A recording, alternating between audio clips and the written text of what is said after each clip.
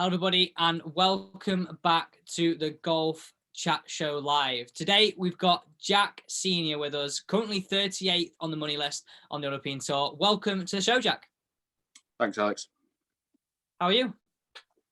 Yeah, good, mate. Yeah, not too bad. Just trying to do as much as I can in these testing times, but everyone's in the same boat, so just got to try and do the best that you can.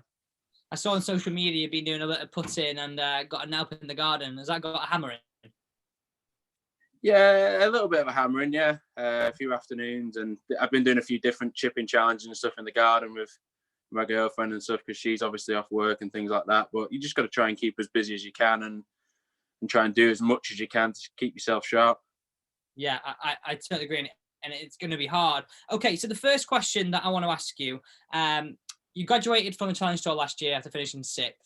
Had a nice start to the season. I'm just going to pull your results up here so far. So far on the European Tour, you have finished 4th in South Africa, 30th in Abu Dhabi, and tied 17th at Qatar and in the Saudi Invitational. So a really nice start to the season, and what you kind of say, even though you have played European Tour events before, but your rookie year as a full card, a really nice start to the season. Tell me a little bit about how that transition from Challenge Tour to now has come about. I don't really feel like I feel like I've played consistently well, really, for the last 3 seasons. So it's just continuity, really, of obviously getting things to try and move in the right direction. But yeah, I mean, obviously, I just had a really solid start. Had a couple of, got a little bit unlucky. I wasn't feeling great in South Africa on the Sunday, but rallied round and obviously finished 4th there. And then had a really, really good Sunday in Saudi. I think I shot 7 under maybe on the Sunday to push obviously inside the top 20. And then I had the opposite in Qatar, where I was right up near the top of the leaderboard going into the Sunday, and it just kind of didn't happen for me over the back 9 on Sunday. But I just feel like if I keep putting myself in them positions, I'm just going to learn every time I do. Yeah, exactly. Because just going through your stats, and we checked some of these before you get on. You won the Egyptian Amateur. You've won the Lytham Trophy, which is what some people class as probably one of the biggest amateur events to win after the British Amateur and US Amateur. Winning Walker Cup squad, 2 times winning on the Challenge Tour. So for me, it's all starting to trend in the right way.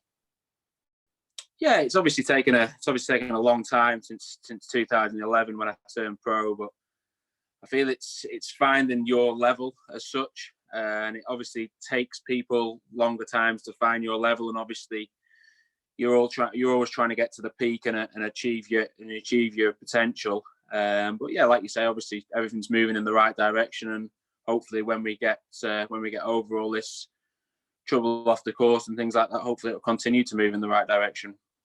Yeah, I mean, I definitely hope so. So what's it like? Do you feel there's any particular difference between playing a Challenge Tour event and playing a European Tour event? Is there any difference? Yeah, there's a big difference. Obviously, the golf courses are set up a lot tougher on the European Tour. You have to obviously drive it long and straight is the key on the European Tour, to be honest. Whereas on the Challenge Tour, you can kind of hit them couple of errant tee shots and get away with them, but that doesn't happen on the European Tour. And I think the big difference as well is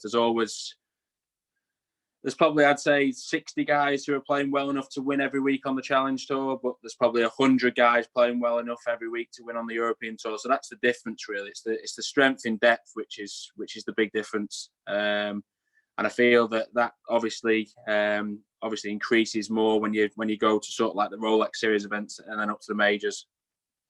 So there's massive kind of speculation about when we could get going, we might not get going. You said you're getting weekly emails from the European Tour. When do you think you're going to get going, and how do you sort of keep yourself sharp to push on and get even better results than what you've had? It's how long's a piece of string. That's the thing. It's one of them. You've got to look at other sports. I mean, I think Wimbledon's just been cancelled, so we're looking towards kind of like the back end of July, maybe. Obviously, there's a big question mark over the Open Championship. I mean, I think there'll be an announcement in the coming weeks with regards to that. But I'd like to hope that we can maybe get going sort of like towards maybe the end of August, early September. But obviously it's so difficult to tell because with the social distancing and things like that, they're saying that's going to be in for a long period of time. So that obviously is going to have an effect on how we can move forward in golf. Yeah, I mean, do you think potentially it could be behind closed doors as such? I mean, how could you do that though? Because you could class the fact that you and your caddy work quite closely. You stand quite close to your playing partners on some tees on the green. How do you do that? Do you just play two balls? What do you think? I think it's just going to be really, really difficult. I think two balls could be an option with maybe a limited field. But then obviously on the European Tour, we're talking about playing opportunities for the guys who have done really well and got the card at Q School. So that'll have a knock-on effect on their playing opportunities. But behind the closed doors, it could work. At some events, it could work. But then at other events where you've obviously got the big crowds, such as the majors and the Rolex Series events, and I mean, you only have to look at the BMW at Wentworth there. I mean, look at the crowds you're going to be missing out on there, and that's sort of like the business as well. It's an entertainment business, and a lot of the time the crowds really do make a difference at these events. Definitely, and that's got to be probably one of the events that you were most looking forward to playing this year. Yeah, obviously it's great to play in front of your home crowd. I played the British Masters last year at Hillside, which was obviously local to me, and it was an unbelievable event. I think it was sold out on the Saturday and the Sunday, and obviously Tommy did a great job of publicising the event. I think he had his picture on the back of a bus going around in Southport and things like that, and it was well publicised, and the general public really got on board with that, and obviously the attendance figures were really, really good that week. So you're now on the European Tour. I think a lot of people don't quite understand, and for me, this is something that really bugs me, and I hear a lot of people say this: the Euro Pro is above the Challenge Tour because it's on TV. I think people almost forget about the Challenge Tour because it's not on TV. But what is it actually like playing on there? Because the prize funds relative to the European Tour are small. They're really top weighted, and yet you probably have the same expenses week in, week out, but you're playing for less money. Yeah, I mean, the Challenge Tour is the hardest tour in the world. It's well documented by players who are still on it and who have come off it and then dropped back down onto it. It's the hardest tour in the world to get off because the standard is so high week in, week out. I mean, if you're not making birdies, you're not making money, and I think that's a big thing with the fact that you've got to be so aggressive. And I took the strategy last year of trying to be as aggressive as I possibly can because, like you say, the money's so top heavy. So finishing 30th, you may as well have missed the cut and had the weekend off and feel refreshed for the following week rather than finishing. I mean, if you finish 30th 5 weeks in a row, you may as well have missed 5 cuts and then have finished 4th. Do you know what I mean? So it obviously draws the aggressiveness out of a player. But I also believe that it's a great tour, and that's why I believe that so many winners from the Challenge Tour go and win on the European Tour the following years because it's a tour that does breed successful winners. Yeah, I mean, from that Jordan Smith, to Hatton playing the Challenge Tour and now a winner on the European Tour. I mean, the list goes on, and hopefully you in the future as well. But the thing that I think what is hard is the fact that, like you're saying there, you could finish 30th, have quite a consistent season. And if you had maybe 5 or 6 or 7 top 25 to 30th in the European Tour, you'd probably have quite a good season, really. You'd earn quite a lot of money depending on what events those are in. And you're saying the fact that if you did on Challenge Tour, you could actually lose your card, not get into China, and then not get to Grand Final with just having pretty much similar seasons. Yeah, I mean, that's exactly what could happen. I mean, I was on the Challenge Tour for almost 8-9 years. I mean, obviously I had a category on the European Tour, but it entitled me to limited start, so it was difficult to get the foothold in to try and obviously finish the top 110 on the race to Dubai because you weren't playing for the higher prize fund, so it's always going to be difficult for you to earn enough money. But the Challenge Tours, it's such a difficult breeding ground because at the end of the day, it's a tour where everyone all over the world plays it now. It's not just the European Challenge Tour. I mean, you look at how many people come across and play from it from the States, from China, from all over the world. I mean, there's a few Australian lads come over now and play. So you're playing lads who are at the top of their level in their particular country, but they have to come back and play on the Challenge Tour because they don't have the rights play on the European Tour. So it's just such a difficult breeding ground. So what was it like securing your card on there? I mean, did you secure it quite early on, or was it kind of a last minute dash to get your card last year? I mean, I didn't play hardly any Challenge Tour until I had a schedule set out. I was going to play as much European Tour as I could up until August, and then I was going to make a decision. And fortunately enough, I had a decision whether to go to play in Prague on the European Tour or go to Ireland to play on the Challenge Tour, and made the decision to go to Ireland. I don't know why I made the decision to go to Ireland, because I've never particularly done well around that course, and it was just fortunate enough that that's the week that I went out and won. Yeah. I mean that no one could understand why that had happened, but I just went out and won around the golf course that I'd never ever particularly done well around. That just shows on a given week, if you've got the game, you can win around any golf course. Did you win that in a playoff? Am I correct in saying that? Yeah, I beat Matthew Baldwin. Yeah, we were actually sharing a house that week together. I mean, it was funny. It was quite a funny story actually, because we went out for dinner. I had Beth Cadden film me on the bag, and we went out for dinner on the Saturday evening, and he was talking. He was saying, "Well, I'm a little bit too far back to even contend on Sunday," and then we end up being in a playoff on Sunday together. I said to him in the playoff, I said, "What are you doing here, mate? I thought you were too far back to contending." I'm sure you let him know that as well. I'm sure you gave him some jip on the tee. Yeah. So I know you mentioned before that your mindset last year on the Challenge Tour, when you made that decision to play more Challenge Tour, was like, I'm going for flags, I'm being aggressive. Do you feel like you've transferred that over to European Tour and you're keeping that same mentality, or is the game plan slightly different? The game plan's slightly different, you see. The reason why you have to be aggressive on the Challenge Tour, because the breakdown is obviously so top heavy, whereas European Tour, if you were to have them really steady finishes, you're totting up point after point after point, week in, week out. Do you know what I mean? You could really finish, if you finish top 20 for 10 weeks in a row or something like that, you'd start to see your ranking rise. And also, I think that the course setup is a little bit more difficult, so it's hard to be that aggressive in certain places. You can be aggressive in certain places, but some of the flags you just got to go, look, that's a really sucker pin. Let's kind of be not defensive as such, but let's play a little bit more conservative to the tougher flags. So you're pretty much, you and your caddy, start of each week, do you then decide a game plan, which is right, okay, got the book this week, some holes we attack, some holes we don't, or does that pretty much depend on the day as well? I think that depends on the day. Flag positions are very key. Do you know what I mean? I mean, there was a couple of flag. I think it was in Saudi. I think on a couple of the holes where the greens were really undulating and difficult, and they stuck a couple of the pins away. And we actually I think there was a couple of times when we were 80 yards away, and there was just nowhere to pitch it really. So you were almost trying to not miss it in the wrong spot, because there was big runoffs and things like that. And sometimes you can be aggressive to the pin, but make sure that you don't miss it on that short side. That's the big thing. I mean, you can be aggressive as you want to any pin, but make sure you don't short side yourself, because that's when you're going to start to make them costly bogeys. Was Saudi the event where the men's tour and the ladies tour came together? No, that was Jordan last year. I played that event, last year in Jordan, where Dan Heising won. I think I finished about fourth, maybe tied fourth, I think.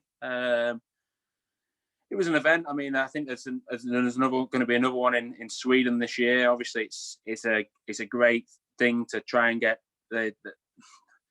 the ladies involved, and obviously trying to get the prize funds a little bit more equal. I think it could work, but it's trial and error at the minute to try and make sure that fairness is there between the two tours. Yeah, sure. Okay, next question. This next question has come from Instagram, and it talks about, do you think I know we sort of mentioned this briefly before, but someone actually asked this question directly. Is there a difference between the players who at the top of the Challenge Tour or Challenge Tour in general, and the players who compete week in, week out on the main tour, or is everybody just the same?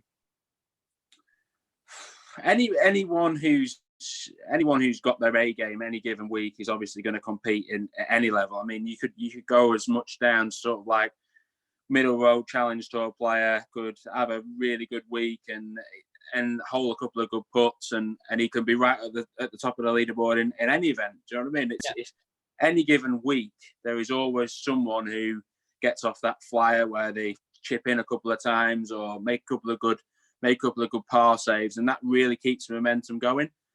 So there's just so many good players at every level on every tour, but obviously the level starts to obviously really increase when you sort of like get to them guys who are in the top 50 in the world. That's when the level goes really up, when them guys can sort of like play their average game and still shoot 3 or 4 under par. Yeah. And I remember caddying for Tom, and when I spent a bit of time with you out there, you can stand on the range and everybody hits it good, don't they? Like it's for me, and we always used to say this, it's just a putting comp on the Challenge Tour, isn't it? And it's a putting comp on the main tour, really. I know you've speculated that driver is a big key as well.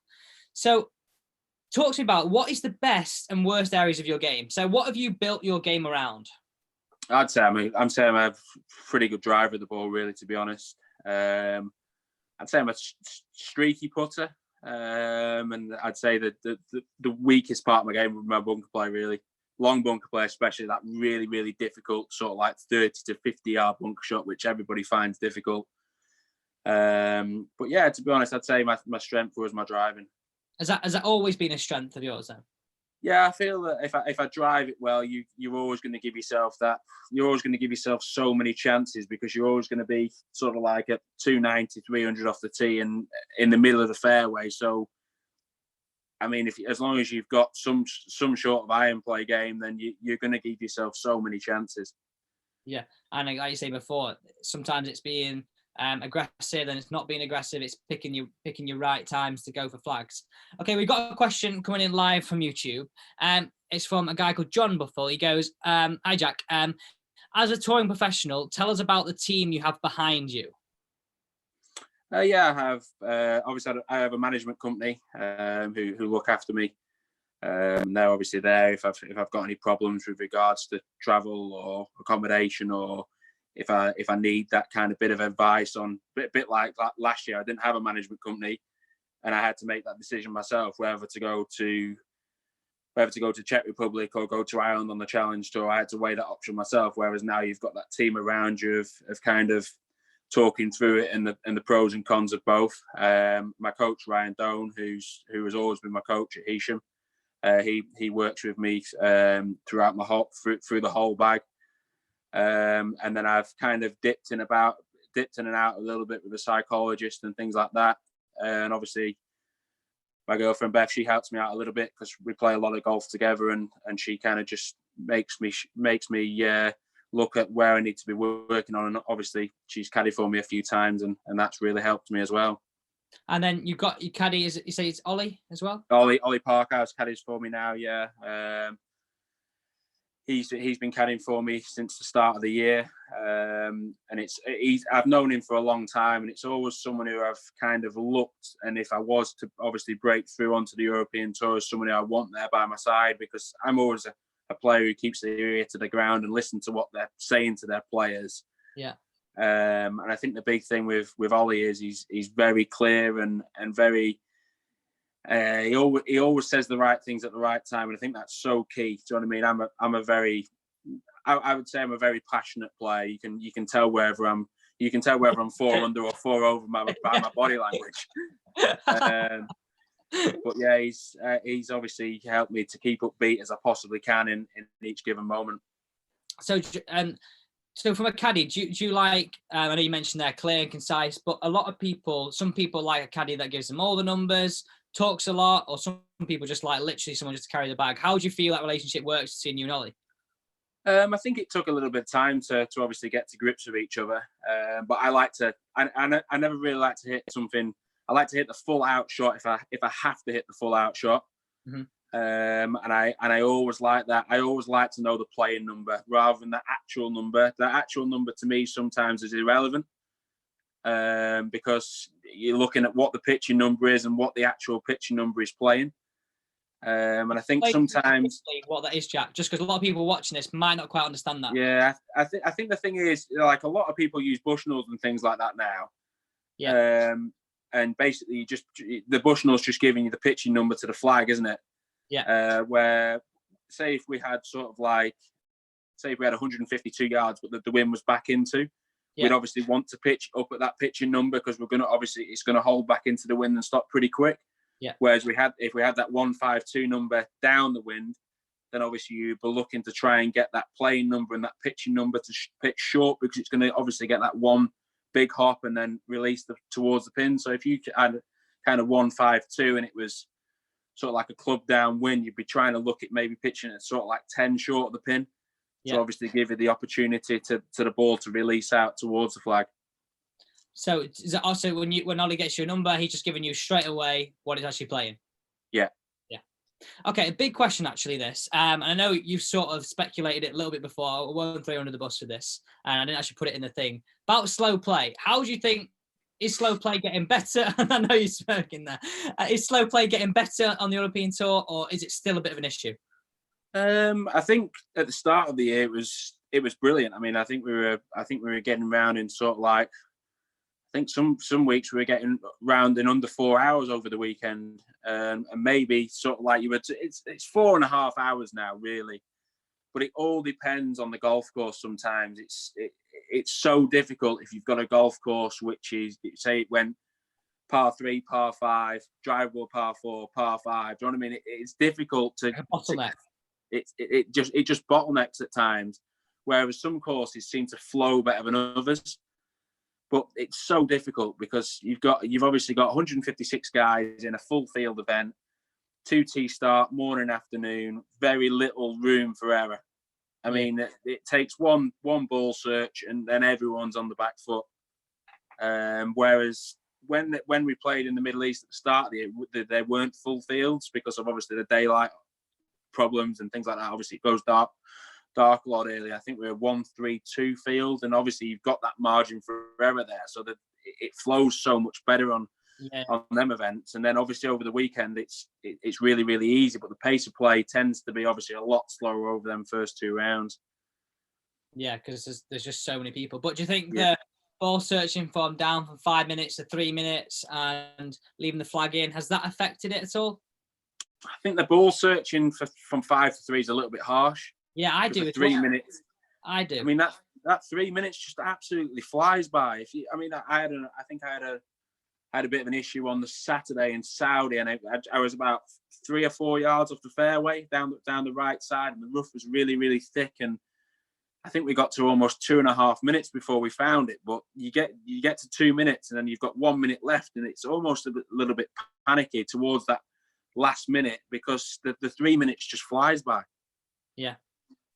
And the thing that I think as well is that sometimes, and this is not a criticism, sometimes you might have spotters on certain holes, but sometimes they're not much use and they could point you in the wrong direction. You could spend 2 or 3 minutes actually looking in the wrong place. Yeah, it's changed a little bit now. We've got this. I think there's a new system coming out where the caddies aren't going to do the stats cards anymore. Okay. And you actually have a guy. I think you have 3 guys on each hole. Follow the balls. They dot it down on where you've actually hit it. So I think the stats cards are being removed. But sometimes they dot it, walk 50 yards away, and then you've no idea where the ball is. Do you know what I mean? Yeah. Unless they stand there, But now you know whether you've got a bad lie in the rough, because if you stand by, you've got no chance of reaching the green. Right, that's a layup, everybody. Yeah. So, are you a big stats player? Do you look into the stats after each week, or? I think you just know. I'm a big believer. You just know. Do you know what I mean? I mean, if you've had a couple of 3 putts, you've got to look at stats. Can be so funny, can't they? Yeah. I mean, you could come off and say I've had 36 putts today, but you've not inside 30 feet on any hole, so you are going to have 36 putts. Do you know what I mean? I mean, the big thing now is obviously this proximity to the hole and obviously strokes gained and things like that. I think that's a great way to look at your putting of how you've put with the strokes gained. I think there was a stat where if McIlroy stands on the tees 8 ahead of the field when he pulls his driver out or something, I think he's +8 on the field when he hits driver off the tee or something stupid. Throughout 72 holes or something. Yeah, but I think stats, they're strange stats because you could shoot 65, but you could come off and feel like you've not played very well. Yeah. But then you could come off one day and shoot 70, and you think, how have I just shot 70? Or how have I just shot 75 from the positions that I've hit it on the golf course? So they can be a little bit misleading at times. So you just kind of get a feeling of where your game is at. That I feel I need to work on putting or chipping or whatever aspect that might be. Yeah. I think on the European Tour app now, it's obviously a great app where you can look at where you've ranked on that day and what the field average is for putting, driving, greens in regulation, and things like that, sand saves, and all the information's there. So you can basically look daily of where you rank. Okay, next question comes from Instagram again. I'm going to get it up here. What has been your favourite place to play a tour event so far? So place and course. Abu Dhabi was my favourite course of the year, really, to be honest. It's a golf course that I feel that I didn't actually see the golf course because I was first reserve and I was in bed really, really ill, and I actually pegged it up Thursday without actually seeing the golf course. But I really like the golf course. It's a very rewarding golf course if you're a good ball striker. And if you're not in the fairway around there, I mean, you've got absolutely no chance. What's it like being first reserve? So did you fly all the way there, or because it's part of the swing, did you just decide to stay out? How does that work? Yeah, I think I was fifth reserve on the Sunday the week before. So I think there was I think there was a couple of top tens or a winner's spot. So I was first reserve. And then I actually didn't get out of bed until Wednesday afternoon. I walked the course Wednesday afternoon because I was really ill. And I thought, I'm first reserve, but I'm the one who's really struggling here. This doesn't make much sense. And then I managed to get in on the Thursday afternoon. I got about an hour's kind of time to warm up and things like that, which was really good. But some weeks you could have 5 minutes. I don't know if you'd seen. I think it was Justin Walters did a tour tail this week, and he had I think he turned up and he was 21st reserve, but none of the reserves turned up, and he actually turned up on the tee, didn't have a yardage book, didn't have a caddy, and just basically was just winging it. But fortunately, I wasn't in that situation. Okay, tell me one of the best stories that you got from tour about you. That would be about anybody else. Best story. That's so difficult. It's so difficult to pinpoint one story. I could give you one back from well away when I was an amateur. I mean, I'll give you one back from when I was an amateur. I was playing with Andy Sullivan and Tom Lewis down at Royal North Devon in the south of England, I think, or something like that. I think it was, and I was about 15 feet away, and it was a really, really gusty, windy day, and I just putted it straight into the bunker, and the bunker was probably 6-7 paces past the pin, and I just don't know what happened. The ball just ended up in the bunker, and I was just stood there, just scratching my head. Was that in an amateur event? Yeah, it was in an amateur event. Yeah, I think I had about 15 foot for birdie, and I think I ended up putting it in the bunker. And just one of them where you just stand in the middle of the green, you scratch your head. Your head like, what the hell is going on here? What have I just done? Okay, so I've asked everybody this question who's come on the show. Fantasy golfer. So we have to pick a driving swing, have to pick an iron swing, a short game, so that's like pitching and chipping, and then a putting action to make up your fantasy golfer. Now, most people, apart from I think two, have gone with obviously Rory as the driver for the golf ball. But who have you going for your fantasy golfer? I think you've got to go Rory with the driver. But Westwood's a tight second for me. Yeah, I like that one. Westwood is a tight second for me. Iron player. I mean, you've got to go Tiger in his prime. I mean, he's the best long iron player ever to play the game, in my opinion. Short game, you've got to be going Luke Donald. Yeah. I mean, his rhythm's phenomenal, and I think he's been doing a few different bits on social media with his pitching during this time break. Putting's a difficult one. Putting. I'd go Colin Montgomery in his Ryder Cup days. Actually, I think. I mean, there's no one better than him in that pressure situation. I think I was watching a Ryder Cup rerun where he had about an 8-footer to win the match. He just never looked like he was going to miss it. So my final question for today, Ryder Cup. how it's meant to be being played potentially in November, isn't it? Speculated around that time or September. How do you pick a team right now? I think you have to have 12 wildcards. Is that what we have to do? 12 wildcards. I think you're gonna have to. Yeah, I mean, unless the tour starts, I mean, it's never going to start now, and we're never going to have a fair system.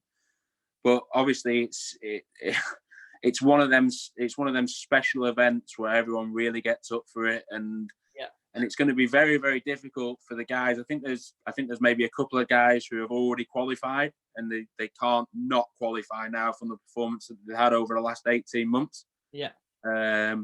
But maybe they might do sort of like the top 3 from qualifying and then 9 wild cards. I'm sure they'll work a way around it, but it's going to be a very, very difficult decision to make, because you only sort of like had 6 months left of the running, where it's one of them for me. But I think the fairest would be to maybe have the top 3 or 4 from the current standings, and then do the wild cards.